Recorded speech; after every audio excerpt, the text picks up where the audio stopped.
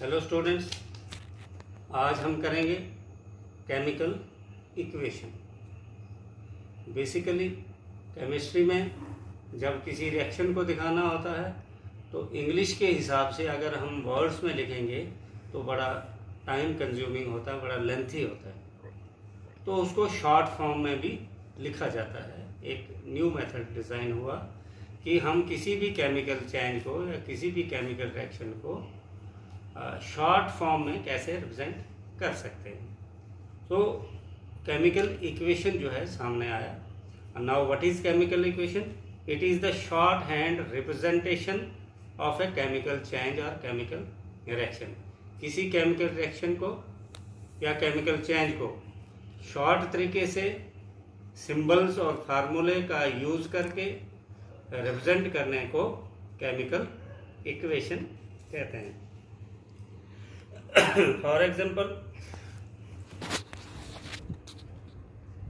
हम बोलते हैं magnesium ribbon is burned in oxygen, it gets converted into magnesium oxide. एक केमिकल इक्वेशन अगर हम यूज़ ना करें तो हमें ये सारा लिखना है।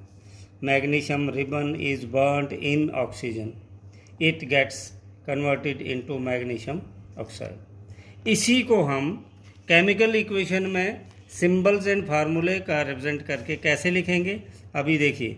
Magnesium ribbon is burned in oxygen means magnesium ribbon is burned in oxygen means magnesium reacts with oxygen and gives us magnesium oxide.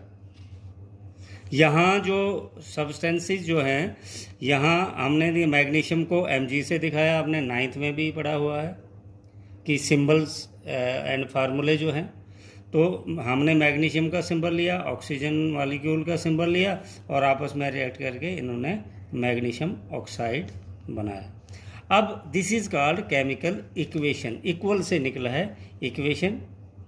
और ये जो सेंटेंस फॉर्म में हम लिखते हैं ये बड़ा लेंथी होता है और इसको शॉर्ट फॉर्म में हम इस तरह से लिखते हैं। जब हम इस तरह से लिखेंगे तो this is called shorthand method of representing a chemical change और केमिकल रिएक्शन। अब यहाँ देखिए, the initial substance magnesium and oxygen are called reactants which are placed towards the left side. अब आप इसी क्वेश्चन के साथ है, पहला आएगा what is the chemical equation, फिर आता है कि what are the steps to write a chemical equation. सबसे पहले हमने रिएक्टेंट्स को लेफ्ट साइड में लिखना है, प्रोडक्ट्स को राइट साइड में लिखना है। रिएक्टेंट्स मीन जो आपस में मिलकर आपस में रिएक्ट करके जो नई प्रोडक्ट बनाते हैं। तो रिएक्टेंट्स जो हैं वो लेफ्ट साइड में रखने हैं, प्रोडक्ट जो है वो राइट साइड में रखना है। रिएक्टेंट्स और प्रोडक्ट्स के बीच में एक एरो रखना है, जो एरो प्रोडक्ट की तरफ वो है पॉइंट करेगा। ये हमारे पास रिएक्टेंट्स हैं और ये हमारे पास प्रोडक्ट है। क्लियर? तो एरो जो बीच में है it should point towards the product. अब रेक्टेंट्स के बीच में प्लस का अलग मीनिंग है और अगर प्रोडक्ट्स के बीच में प्लस साइन हो तो उसका अलग मीनिंग है। यहाँ रेक्टेंट्स में प्रोडक्ट प्लस साइन का मीनिंग है एंड या विद। मैग्नीशियम रिएक्ट्स विद, इसको हम प्लस साइन को का मतलब है मैग्नीशियम रिएक्ट्स विद ऑक्सीजन। और यहाँ पर प्लस साइन अगर होगा, यहाँ नहीं है इस रिएक्शन में, दूसरी रिएक्शन में आएगा, तो वहाँ हम कहेंगे इट एंड एरो का मतलब है it gives us magnesium oxide and something. अगर कुछ हो तो यहाँ प्लस का वो मीनिंग है। अब इसमें इसेंशियल्स ऑफ केमिकल इक्वेशंस क्या क्या होती हैं। इसेंशियल्स में सबसे पहला पॉइंट है, केमिकल इक्वेशन जब हमारे पास बन गई तो इसके इसेंशियल्स क्या हैं, ज़रूरी चीज़ें क्या हैं उसकी। पहले सबसे पहले इसमें चेंज होनी चाहिए, ट्रू चेंज होनी चाहिए। Magnesium plus magnesium when reacts with oxygen it should truly form magnesium oxide. ये नहीं है हम अपनी मर्जी से लिख देंगे कि हाँ जी K+O H इजकल टू फलाना, मतलब ट्रू चेंज होनी चाहिए, पहली बात। दूसरा, रेक्टेंट्स और प्रोडक्ट्स जो है सिंबल्स और फार्मूले की शेप में होना चाहिए। हम मैग्नीशियम नहीं लिख सकते हैं, Mg लिख सकते हैं। हम ऑक्सीजन नहीं लिख सकते हैं, O2 लिख सकते हैं। तो सिंबल्स का यूज करना है या फार्मूले का यूज करना है। दूसरा जो है ये मॉलिक्यूलर फॉर्म में होना चाहिए, एटॉमिक फॉर्म में नहीं होना चाहिए। जैसे हाइड्रोजन को H नहीं लिखेंगे, हम H2 लिखेंगे। ऑक्सीजन को O नहीं लिखेंगे, वो एटम हो गया। मॉलिक्यूलर फॉर्म में लिखना, O2 लिखना, तो मॉलिक्यूलर फॉर्म में भी होना चाहिए। दूसरा जो है ये बैलेंस्ड होना चाहिए।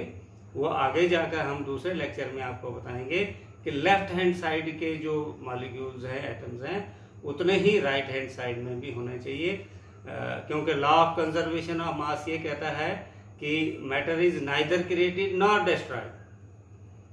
तो total mass of reactants must be equal to total mass of products.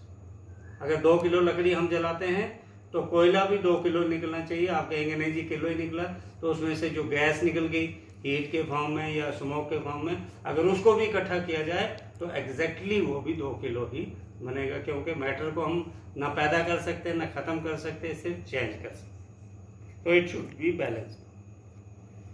It must convey both qualitative and quantitative information.